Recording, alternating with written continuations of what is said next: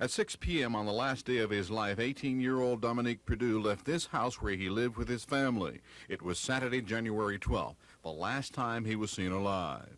Early the next morning, 2 men discovered his body on this West Montgomery road. He'd been shot 4 times with a .38 caliber pistol. Sheriff's investigators, Lieutenant W.M. Pilgreen and W.M. Hilton, examines the scene where Perdue's body was found. Runoff from several days of rain partially covered bloodstains, evidence of where the victim spent the last moments of his life. Leads in the case are sketchy, and officials want to know who saw Perdue during the 8.5 hours between the time he left home and when his body was discovered. We have a few leads at this time that I won't be able to discuss right now with you. We're still working on it. Hopefully, some of the general public will call in and give us some information on his whereabouts Saturday night after 6 o'clock if he was seen. And so the murder of Dominique Perdue is as much a mystery now as it was the night it occurred. This is Norman Lumpkin, WSFA TV News reporting.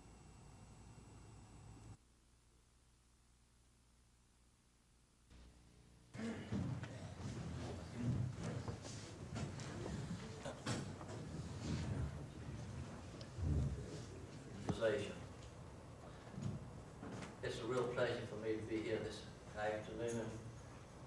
This is certainly one of the highlights of my life. Thank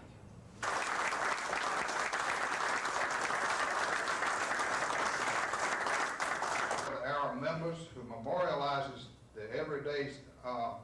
in their everyday lives the spirit of achievement and service that is for the calendar year of 1983.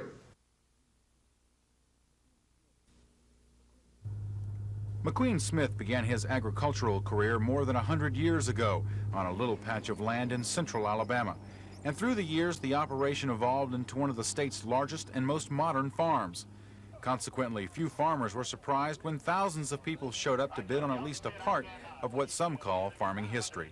We have been one of the largest farming operations since, Will Howard Smith and his brother have built it up after McQueen Smith. McQueen Smith, my grandfather, had already built it up with a large farming operation. In 1915, the cotton cattle operation was incorporated. In 1939, the land was divided among heirs and a partnership formed. And in late 1984, the family divided the farm for the last time. This auction sale, we'll get all of it in cash. Won't be any question about the division of the operation. And also, I guess that's about the easiest way to divide equally. Each shareholder get his prorated number of dollars within a fraction of a dollar. More than 1,000 pieces of farm equipment and 4,000 acres of land went on the auction block. Ben and June Collier of Montgomery paid $1.7 million just for the land. They hope to continue the farming tradition. They've been here over a century, and that's why we were interested in getting this farm in Lowndes County, because we wanted to keep it all together. Then there's going to be several in the stockholders will keep farming. Each one of them can farm the way they want to farm, no question asked, and everyone should be satisfied that way. Dean Argo, WSFA TV News.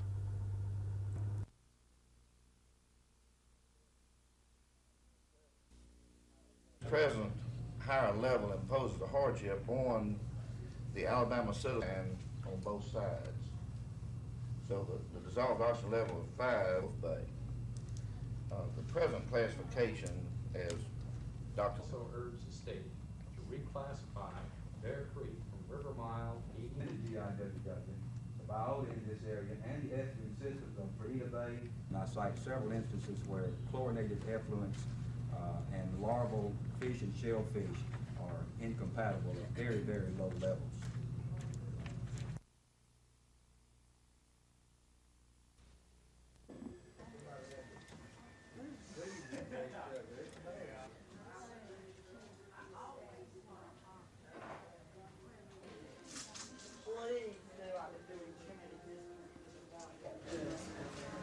I want to leave with my good name in the house.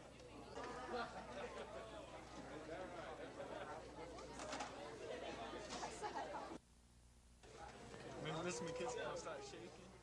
I'm gonna fall down. He's gonna go. Now we had to go in this morning, man. He's gonna get you fired. And I'm gonna say, I need a job at Walmart. We have to maintain an inventory of 595 units of blood. It's just one big spray across the front of the building, but some of the letterings fell off.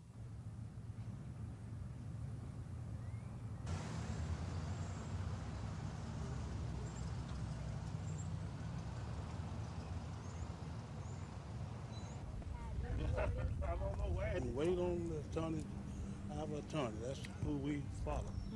We went about it. I think the only legal way to go about it.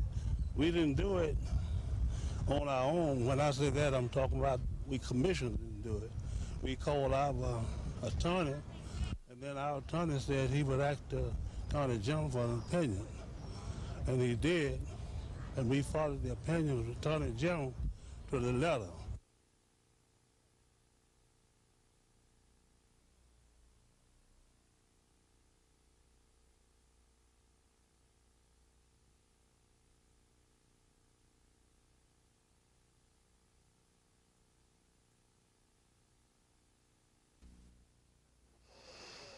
Tragedy struck Etowah County 5 months ago. The gas service station near Attala was robbed and 4 people were brutally killed. Among them was 47-year-old Wilbur Nelson, who survived by his wife and 2 sons.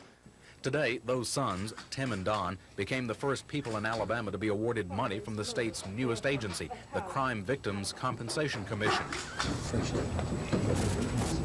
There is no pretense that the $2,000 awarded to them erases what happened on the night of August the 25th, 1984, or makes up for the loss of a father. But the concept of the commission is to help any victim financially.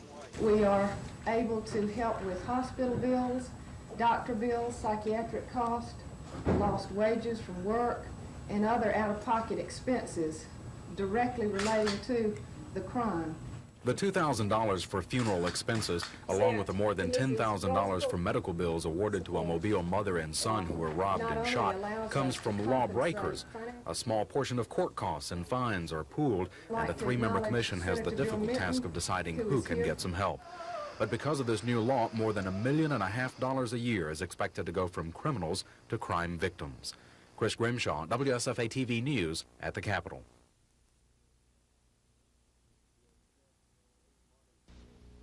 Those monies will build a trust fund that'll be used to match local grants office operations. Those are the one in the whole. No, sir, it's not the only one. I'll assure you that we've got. Now we're going to pass it after this. All the members voted. Clerk will lock machine record the votes.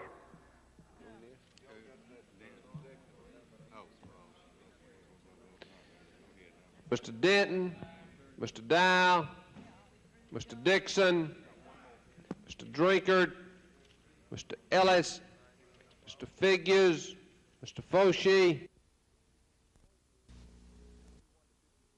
With a 71-53 victory over Alabama last Wednesday night, the Auburn Lady Tiger basketball team improved their record to an impressive 15-1 on the season. Before a loss to Louisiana Tech and Ruston, the 11th-ranked Lady Tigers had achieved a 14-0 record, the best start ever in Auburn history. There's no superstar like Becky Jackson this year, but the Lady Tigers' balance is evident.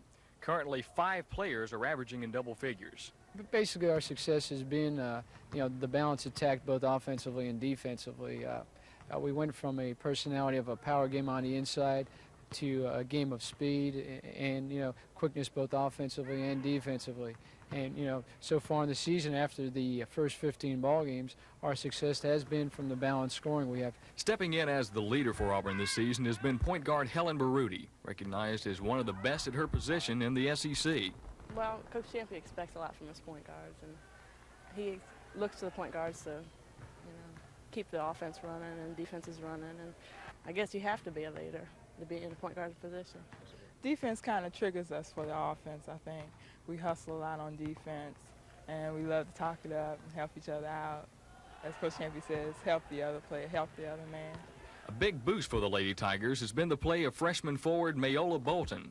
She's been the team's leading scorer the majority of the season and hasn't started a game. She's done it all coming off the bench. We've been we have great speed on our team. We have a good aggressive defense, and you know, we all just play as a team. You know, we don't have no one player that we look for. We just all just play our style of playing ball, and that's help us a lot.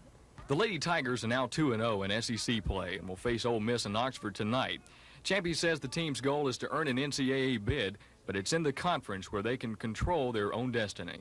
Our goals right now are to be, to be successful and have probably a first or second position in the SEC and get a home court advantage for the first or second rounds of the SEC.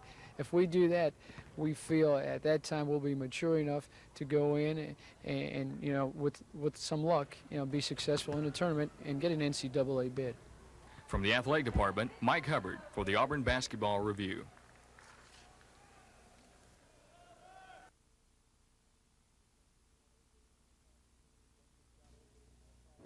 Once it got over into Autauga County, just west of Prattville, we detected a sign of a tornado on the intensity portion of the radar with some slight indication of rotation on the Doppler portion of the radar. And based on that, we decided to issue a tornado warning. As of this time, we've had no confirmed reports of tornado sightings.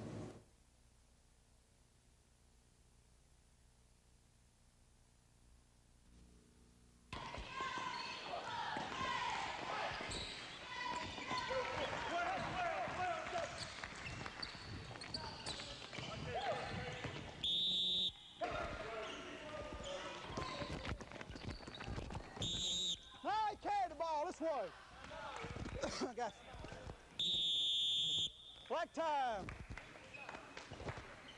That time on the black team, 22 called it.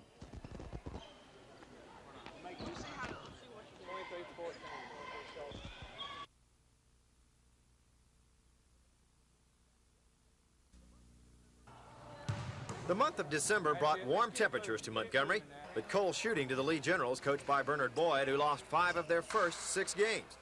But with the new year has come an 8-game winning streak that, strangely enough, began with a victory over the Vols. We were very fortunate in our first game with them. We beat them just 2 points here at our gym. I knew that Coach Hamilton is going to do a good job with these guys, and they're coming along, and we've got a big ball game on our hands tomorrow night over at Jeff Davis. Coach Boyd attributes the Generals' newfound success to better ball handling from his guards, Arthur Douglas and Matthew Turpin, and more scoring from his 3 big men, Terry Liggett, John Ingram, and Riggs Peoples, all 3 of whom averaged 17 points a game. There's no one superstar on our team. We all play together, and that's the only way that we're going to keep on winning is we stay together and play as a whole. The Lee Generals aren't the only ones on a roll right now. The Jeff Davis Volunteers have won 5 out of their last 6, and the Vols have yet to be beaten in 5 games at home. We definitely don't want to lose the lead of all people, so we're going to be playing real hard Friday night. We don't really have a home court advantage because, I mean, they're right across town, about 3 miles from here, so they're going to have a lot of people in here, too. It's no secret the Vols look to Crenshaw, who is averaging 20 points a game. And Coach Wilbert Hamilton has received excellent floor leadership from guard Terry Hampton. I think the big thing we have to do is slow the tempo down. Lee's been playing real well on the run. Tip-off is 7:30 tomorrow night at the JD Gym. Dave Cody, WSFA TV Sports.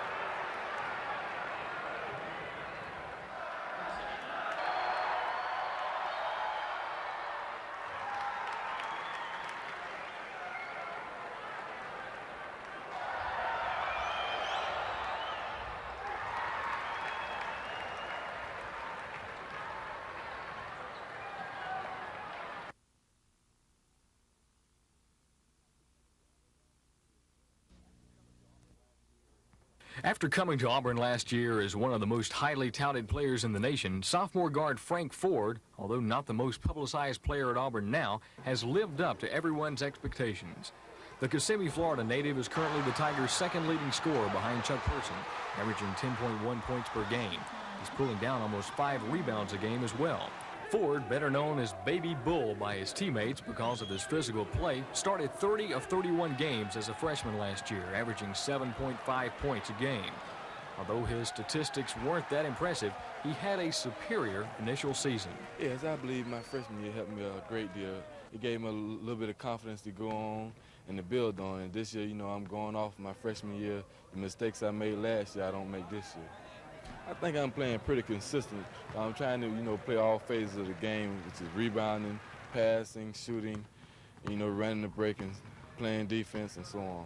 I'm sure Frank is one of the most overlooked players in the league, considering how highly touted he was coming out of high school. He was one of the most highly touted freshmen in the country last year, and he came in and didn't put the big statistics on the board, but he had a great year for us as a freshman.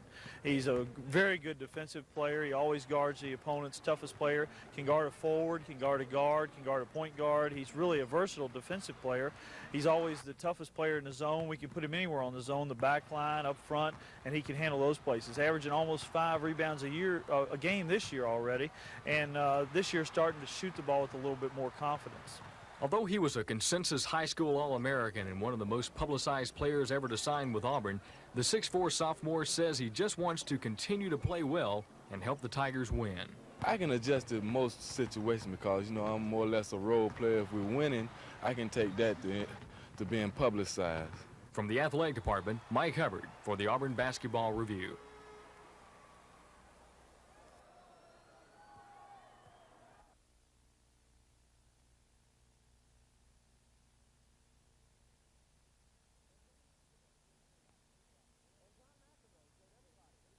And John McEnroe showed everybody he's got more than just a big mouth in winning the U.S. Pro Indoor. Yeah, John's got a pretty big foot as well. Plays of the week, catch of the week by the policeman at the soccer game. Hey, anybody want this? Warmest reception of the week, Marcus Allen in Honolulu, greeted by a bunch of half-naked guys there in the end zone. Marcus doesn't know what to do. Easiest basket of the week, Cedric Maxwell hands it to Moses. Toughest shot of the week, Roy Tarpland of Michigan. Now, you take a look. How did that one go in? Even more, Lynn Bias of Maryland, this time in slow-mo. Yeah, he passed up the Olympic trials. Isaiah Thomas, this one rather ordinary for him. Ed Pinckney of Villanova, roughed up, but watch, still manages to get it to fall. Incredible shot. The incredible Bolt, Charles Barkley. He can buy a few more pieces if he keeps that up. Nobody does it better, though, than his teammate, yes, Dr. J. Buzzer beaters of the week, Magic Johnson. No wonder they call him Magic. The bird is the word in Boston, Larry Bird, that is. Yeah, but here's the buzzer beater of the week, Rocky Moore from Michigan, from about half court. Larry Brown says, I don't believe it, in so many words. Tough week for coaches. Lefty Drizel, he's speaking his mind there to the man in the striped shirt. Bobby Knight taking it out on a player. No, Bobby, the alums don't care for that. Kevin Lockery beside himself. But I like the guy who told one coach exactly where to go and stay put. Now what? He does. He doesn't move. Hits of the week. Rocky Lockridge on Boo Ali, this one from left field. So you want to try hockey? Well, maybe not after seeing this. And Portland coach Jack Ramsey gets the worst of this encounter with Dennis Johnson. And real quick, the dunks of the week, Michael Jordan with one and Michael Jordan with another.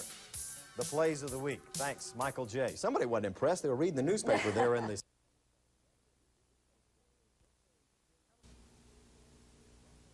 Alabama prison officials say Buffo's stay in the Autauga County Jail was set in motion by efforts to help solve the prison overcrowding problem in the state. Corrections Commissioner Fred Smith.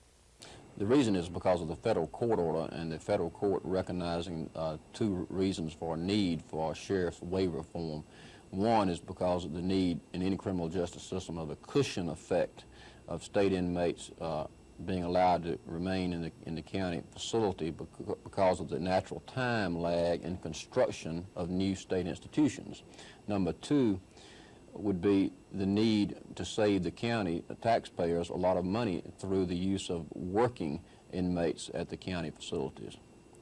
Now, when I took over in January of '83, there were a little over 2,000 inmates backed up in the county facilities.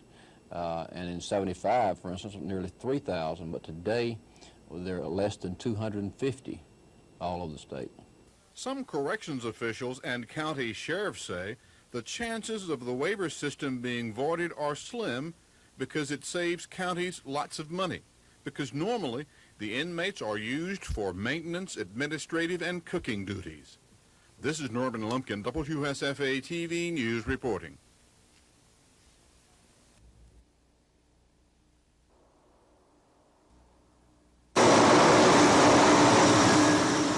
The Alabama Farm Bureau plane that brought Corey Hatcher home landed at Montgomery's Danley Field early this afternoon.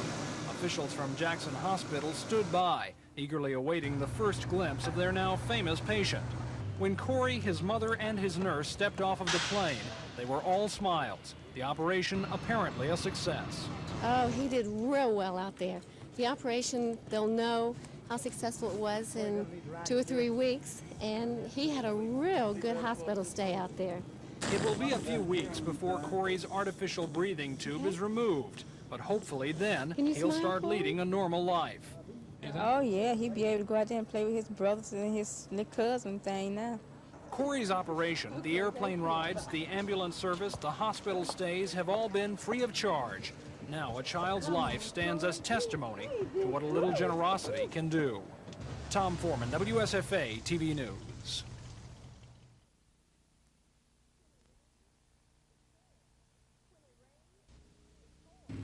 When it rains, it pours, particularly for colds, the flu, and upper respiratory infections. The cold, wet weather isn't helping the outbreak of illnesses. Nationwide, several states are experiencing widespread cases of the flu, mainly out west, where it's been a colder than normal winter. In Alabama, regional cases of illnesses have been reported.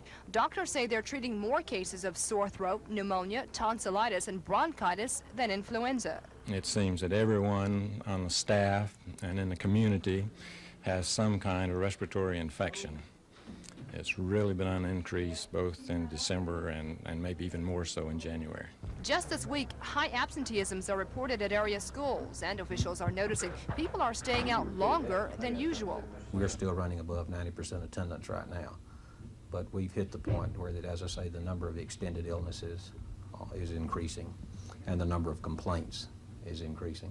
At Lee High School, 9 teachers were homesick today. This time of year can be difficult calling on substitute teachers, but so far the principal's office has had an adequate number of instructors to fill in. Business at drugstores picked up this week. Customers are buying all sorts of cold medications, keeping pharmacists busy. Recently, they're filling more prescriptions for antibiotics. Though lots of people are sick, doctors say it's just that time of year for the common cold and the flu. The only treatment is to rest, drink fluids, and let the bug run its course. It may not be any consolation knowing the flu season will be around for at least 6 more weeks.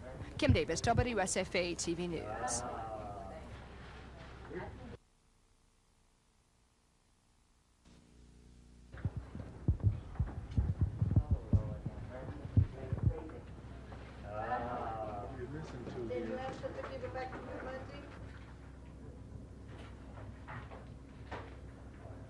We've had quite a bit of extended illnesses. In terms of numbers, percentage of attendance, we're not at an epidemic level, but the number of days that students and teachers are out now is usually around 3 and 4 and 5 days.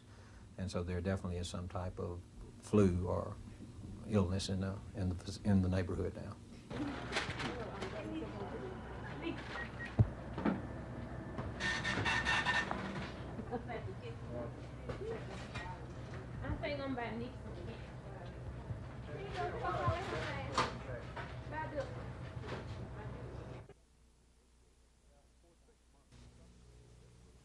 For 6 months, a subcommittee of this group has battled, fought, debated, compromised, and voted for a plan that would establish an evaluation system so the better teachers can receive the better salaries. Under this plan in phase 1, every classroom teacher in Alabama will be evaluated and rewarded in the 1987 school year with no new taxes. But even though the plan represents a majority view, there is still a vocal minority. And who the parties were who initially were opposing it. School Board Association Director Randy Quinn is concerned over the future cost of these incentive salaries, salaries he says will require new taxes in the years to come. If nothing were done, we'd have a lot of disillusioned teachers who thought they were going to get something that they may not be able to get. And Quinn is still unhappy that teachers may have control over a statewide committee which will actually write the evaluation criteria. But long before this plan affects the first teacher, the legislature will have to discuss it, and Governor Wallace and the Alabama Education Association are expected to work hard to convince lawmakers this is the best plan to develop better teachers and ultimately better educated children. Chris Grimshaw, WSFA TV News.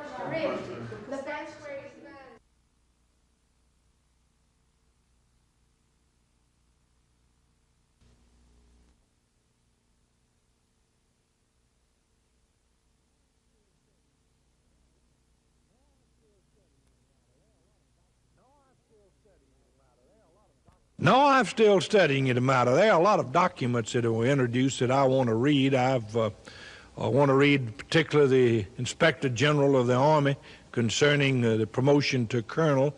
A number of other documents there that I'm reading. I want to thoroughly examine everything before I finally decide on my vote.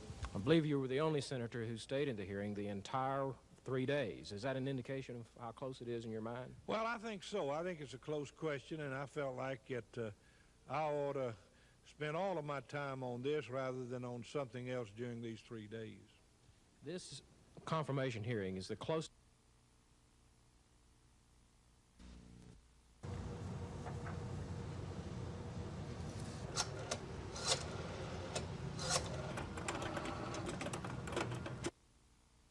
Well, you find listings of your fellow TDD users in the residence section. You also find the business and governmental listings, businesses and governmental agencies with which you can communicate using the TDD units. I think the awareness of the hearing world, as we say, has gotten better. And I think the awareness of these devices has given more deaf people the opportunity to have the TDDs and to use them.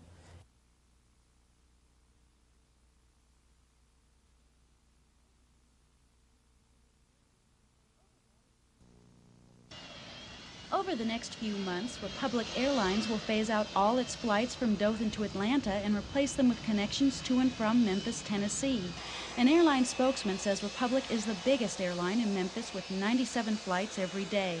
One of the main reasons for making the change is the majority of passengers flying out of Dothan change airlines once they get to Atlanta. They're getting out of this shuttle to Atlanta business and hoping to pick up passengers in Dothan that'll go to Memphis and on to California, to the Midwest, and places where they service, and they can get to long-haul traffic. That's the basic reason. The bottom line is $1, and they're not making the dollars in the Atlanta market as they are in the Memphis. The Dothan Chamber of Commerce is concerned about the schedule change and the loss of the DC-9 service, anticipating an adverse impact on industrial prospects in air freight service. As to how it will affect the air freight ship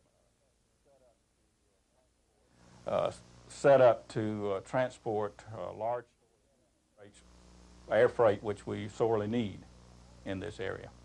Republic officials say there are advantages for Dothan passengers flying to or through Memphis. They'll be able to avoid passenger congestion and flight delays common in Atlanta, and they'll have better access to the 100 cities Republic serves. Christy Steves, WSFA TV News, Dothan.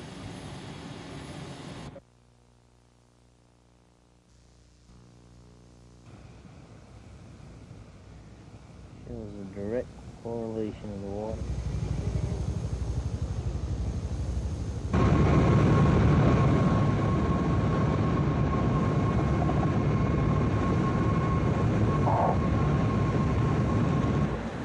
Now come back. Here, see? For a little. You want to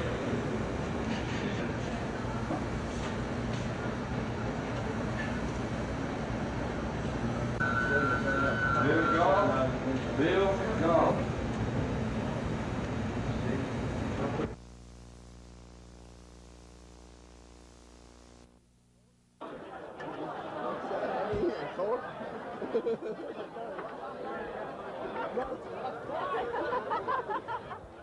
Hey, Mama. The friendliness that I had remembered could be maintained in an institution that has grown to this size. I'm not tucked in, but I got it. That's all right. I had to grab it out of my way. Hey, Dale, smile. Dale. Dale, smile. You're on camera.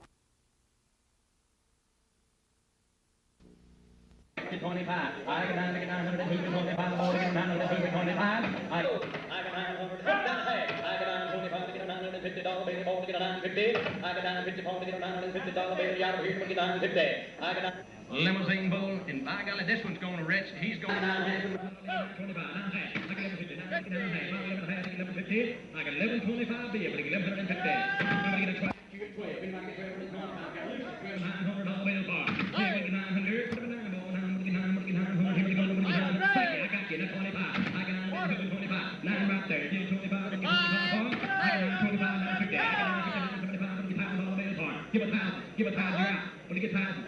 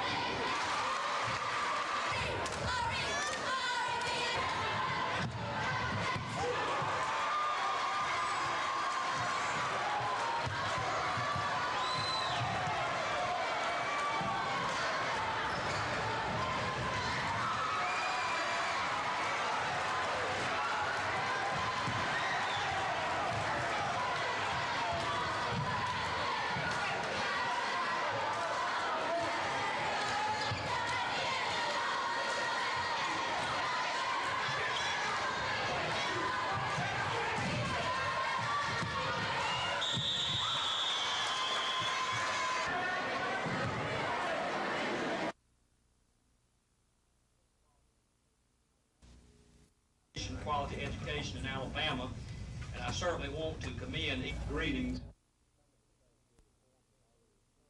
In some of the states where reform has already occurred, reform was kind of just shoved over the teachers without any input whatsoever. But here in Alabama, the governor, Governor Wallace, and the state legislature had at least enough foresight to set up the Reform Commission to give us time to study the reform movement, see what worked in other states and what has not worked.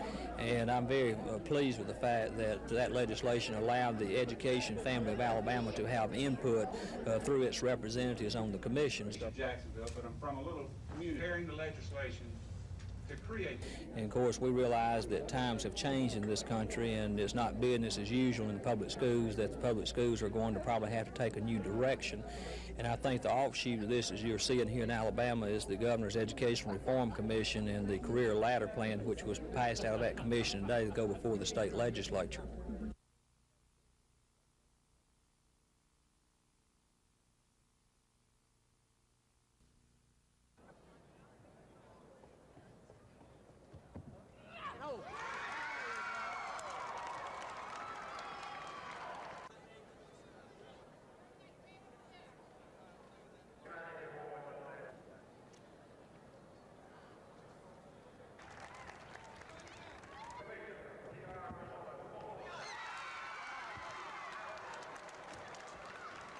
Stay up there, relax, Mike.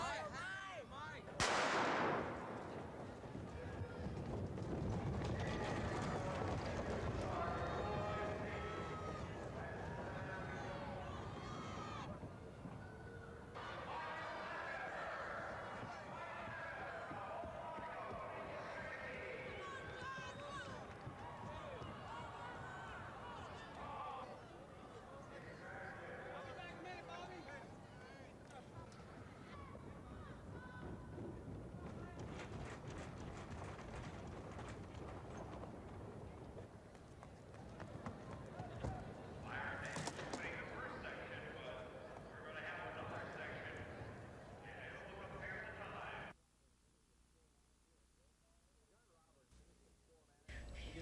John Robertson has been store manager at Wilson's Jewelers Capitol showroom for 3 years. Got it nice and stocked. Great.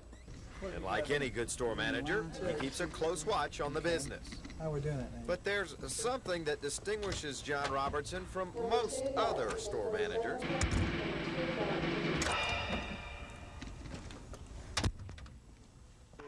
John Robertson has been officiating high school and college basketball games for 15 years. All right, let's shake hands, have a good ball game, man. When you're calling a basketball game, you've got to concentrate on that. And you basically, you know, you don't worry about, you know, what you forgot to do at work or any problems you have at home or at work or whatever. You really forget about it, and you're there to call a basketball game, and that's what you're thinking about. Robertson has traveled as much as 1,000 miles a week officiating basketball games. He admits that can be tough for a family man, but not nearly as tough as a boisterous coach. Black 22, pushing the rear on the floor. Right there, Tommy. Most of the time it's a lot of fun calling basketball games, but when you get coaches, and I guess usually when you get up and start calling college basketball games, that's when coaches think that, and not only coaches, but they also feel like they're psychologists. You know, you can handle it several different ways. You can say, you know, well, thanks, coach, you know, I'll watch that or whatever, or, you know, sometimes you'll end up calling a technical foul on them. And a lot of times coaches want technical fouls. Black time! You go somewhere where they've got 20, 25 people in the stands, then you hear everything everybody says. Most people that are new officials that hadn't been around, they'll let the people in the stands know that they're getting to them, and then they're in a lot of trouble. Some stress reliever, huh? But not all the benefits are job-related. I'm the kind of person that if I don't do something as far as exercise, I'm going to balloon up bigger than I am now. So it's a deal that I'd rather be out calling a basketball game and being around basketball than I had out jogging in a park. All right, walk that way.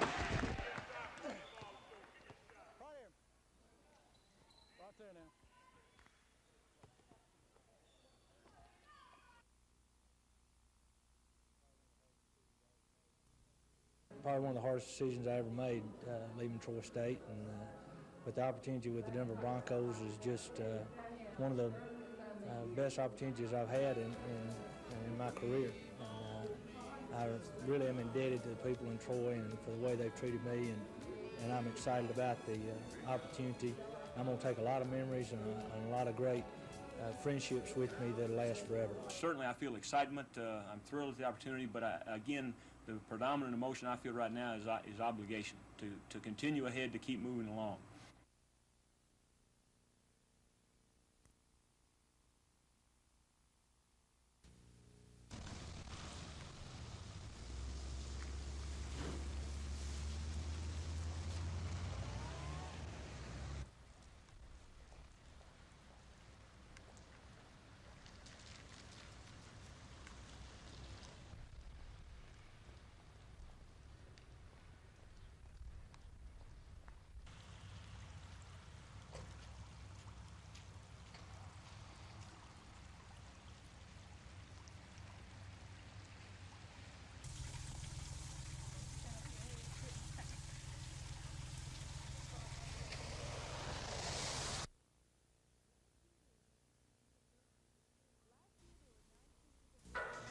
Last year, there were 9 cases of rabies reported in Montgomery County. This year, there has already been 3. 16 counties in southeast Alabama are under a rabies alert. In Houston County, 2 dogs are in quarantine because they came in contact with a dead raccoon. Veterinarian Louis Gotthelf says there's no way to protect a wild animal from rabies, but pets are another matter. Our hope is that we can vaccinate the dogs and cats, which are the ones most likely to come in contact with these rabid animals, and provide a buffer to the human population. And while the disease poses a threat to animals, it also poses a very serious one to humans. They must go through a very long and arduous and very expensive process of rabies treatment. If they get the clinical case of rabies, they are doomed. No one has ever survived a case of rabies. Rabies is an always fatal disease to man. Gotthelf says there are a few things we can do to lessen the threat of rabies. First is to vaccinate all pets. Second, stay away from all wild animals. Strays are a prime target for rabies, so call the animal shelter and have them picked up. And fourth, report and quarantine all suspicious-looking animals. Dr. Gotthelf says anyone who sees a possibly rabid animal should contact the Public Health Department or any veterinarian. Terry Stanton, WSFA TV News.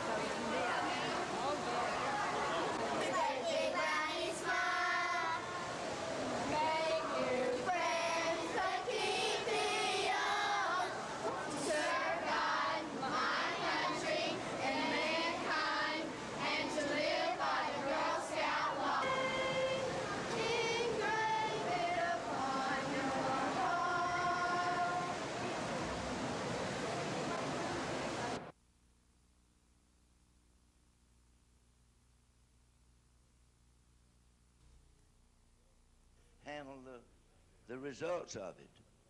This is the time in the general fund that by statute the investment would be classified as capital gain. We've been talking about all we get to spend is $6.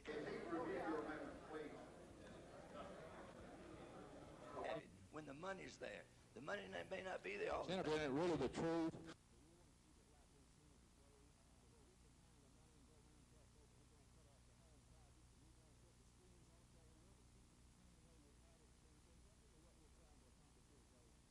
Senator, you come down here and you spend 16 cents.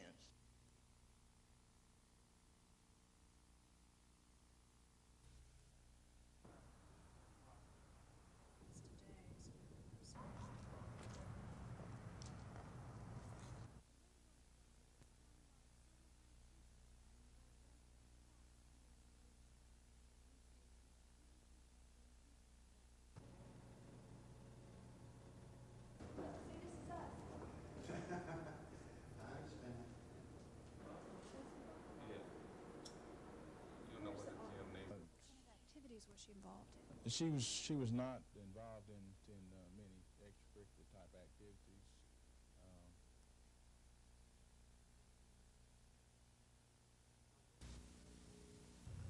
I believe that the report that was filed with the governor yesterday, perhaps for the first time, is going to give teachers the right to have a legitimate, strong voice in the involvement and the development of an evaluation to accomplish some of the goals that we've talked about and to accompany the career ladder. That career ladder plan could be implemented in September, when secondary education teachers would get their first raises. Then in 1986, all teachers would be evaluated and top teachers would receive another raise. If the plan is passed in the legislature, who would evaluate the teachers? The Reform Commission suggests a 35-member committee, which would include 18 teachers, 15 of whom would be chosen by the Alabama Education Association. Hubbard wanted the AEA to choose all 18 teachers, but agreed to a compromise, and today told AEA members that he doesn't want to get into a battle with school board associations about who should be on the evaluating committee. And so it's not an issue of us against the school board association. What we wanted to do was to have the opportunity to put classroom teachers who are respected by their peers and not handpicked by a superintendent somewhere to do his bidding.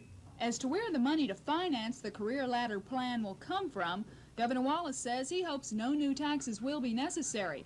But Dr. Hubbard said today the money will have to come from somewhere, most likely in the form of additional taxes. Lisa Walsh, WSFA TV News.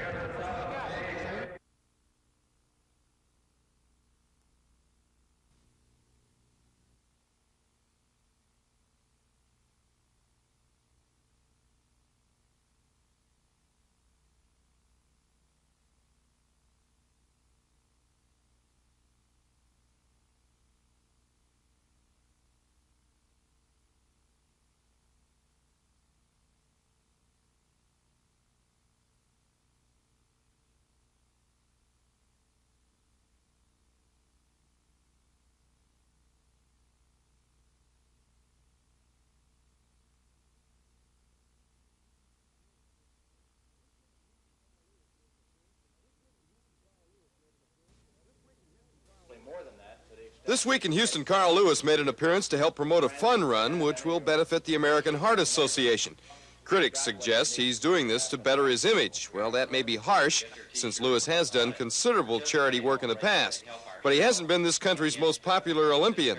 Last week, he was booed at the Millrose Games for not taking a couple of shots at the world record in the long jump. And I think it's more of a fad than anything else because the people didn't cheer most of the long jumpers either, but they found time to boo the ones. Lewis told us any shots at his personal life were unfair, since he feels writers will work it to their own advantage, not his. And he also says his personal endorsements are coming along fine. Actually, it's pretty obvious that all those articles are public or press opinions or a certain person's opinion. And when you talk to other people that are either related or know anything about the situation, they can all state, just as I am, that I've had no problems of getting any endorsements.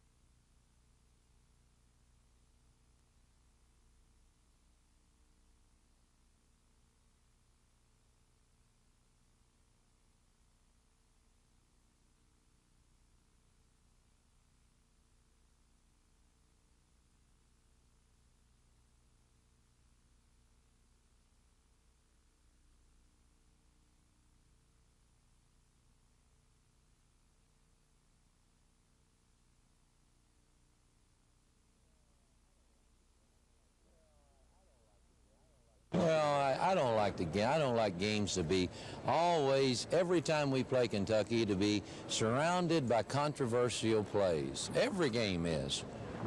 And it should not be. Why can't it be Vanderbilt? Why can't it be Georgia? Why can't it be Tennessee? Every time we play them, there's some kind of controversy, and we don't need those controversies, but we always seem to have them involving Kentucky.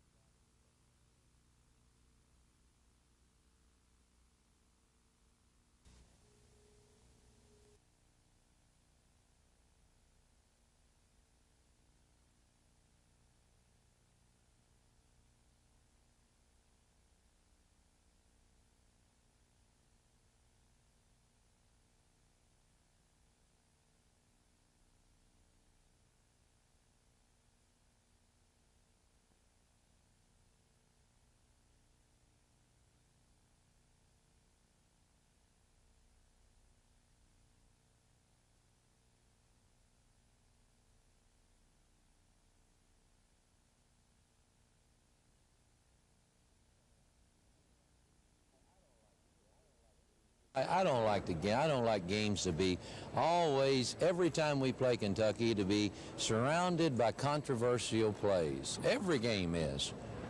And it should not be. Why can't it be Vanderbilt? Why can't it be Georgia? Why can't it be Tennessee? Every time we play them, there's some kind of controversy. And we don't need those controversies. But we always seem to have them involving Kentucky.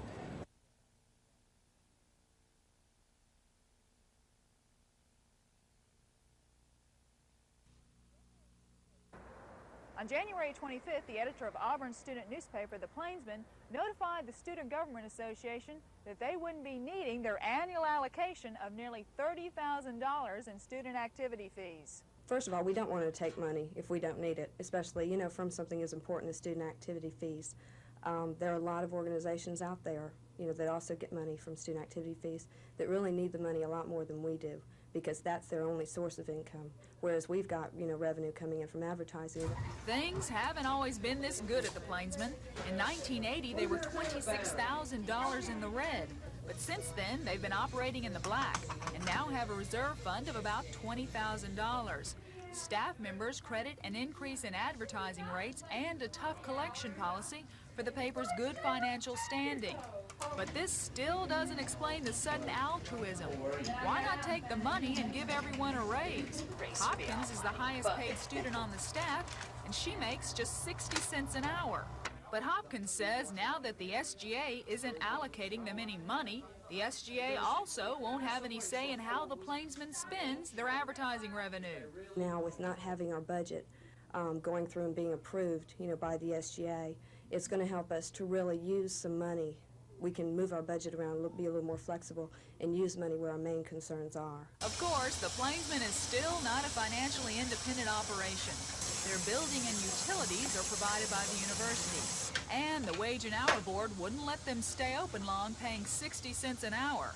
But even though they are still subsidized, the students at the Plainsman may have made history by making a statement which is music to taxpayers' ears. We didn't want to take the money just to take it, because for one thing, we don't need it.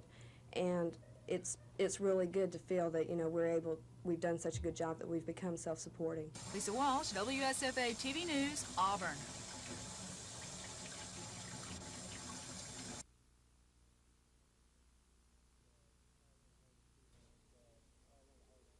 It's probably one of the hardest decisions I ever made, leaving Troy State, and but the opportunity with the Denver Broncos is just one of the best opportunities I've had in my career, and I really am indebted to the people in Troy and for the way they've treated me, and I'm excited about the opportunity. I'm going to take a lot of memories and a lot of great friendships with me that'll last forever.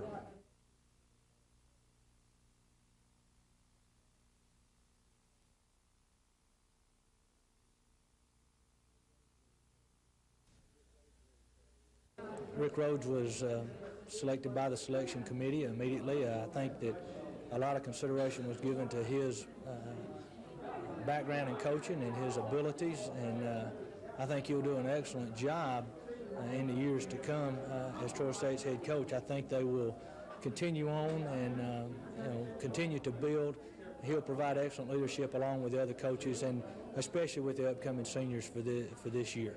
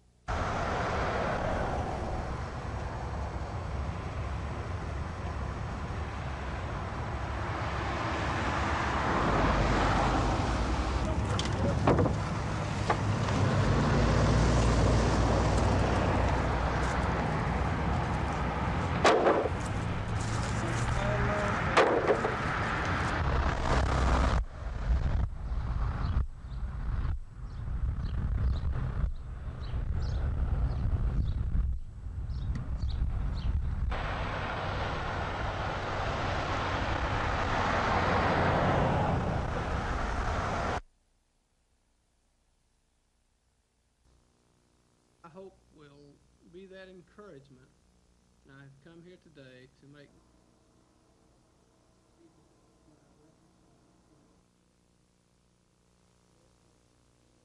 there are some real good decisions that we've made that will serve the people well for many years, and I think this commission will look back on them years down the road and be really proud of what I call biting the bullet several times. It's not sad, it's not an emotional possibly would favorably consider an upgrade in our bond rate. I have no problem.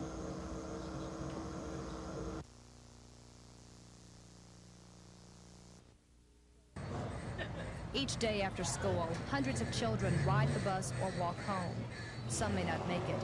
Some may be on buses driven by convicted felons who spent time in prison for child abuse.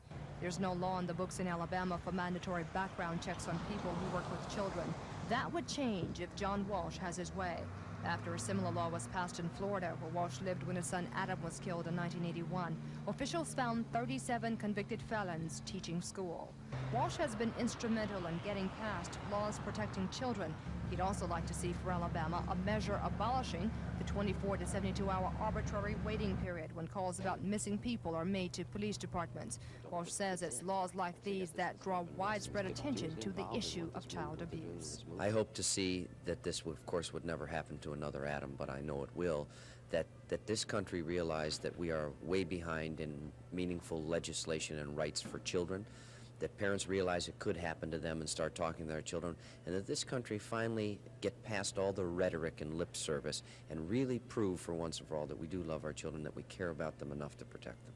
Walsh says he's received Governor Wallace's support to help get legislation for children's rights enacted in the state. Today, the governor called on the people's support to pay for children's programs by voting for his Oil Trust Fund amendment in May. So let's lock this money down to the general fund so that you people may have more money for this fine program. Tomorrow, Walsh will address the joint session of the Alabama legislature, where he will tell lawmakers about the vital need to pass child rights legislation during the '85 regular session.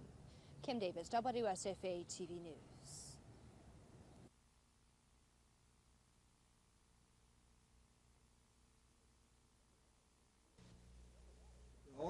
Governor Wallace won two of his major legislative issues during two recent special sessions, a business-oriented bill limiting lawsuits for on-the-job injuries and his plan for investment of millions of dollars in offshore oil bonuses.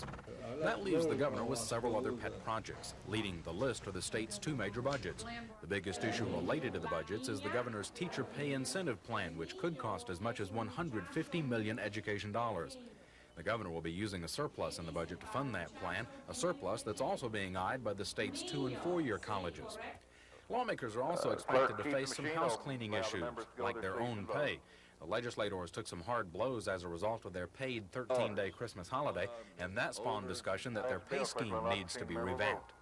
Issues affecting the public that could draw some attention during this session include indigent health care.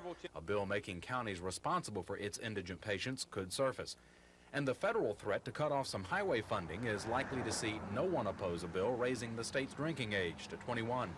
But perhaps the first issue that will make news will be the so-called budget isolation, passed by the voters 3 months ago, which will hold virtually all proposed bills hostage until the lawmakers pass the state's two budgets. Many say the measure will likely force the limelight on the budgets, but will also complicate an already complicated legislative process. Chris Grimshaw, WSFA TV News. Draker.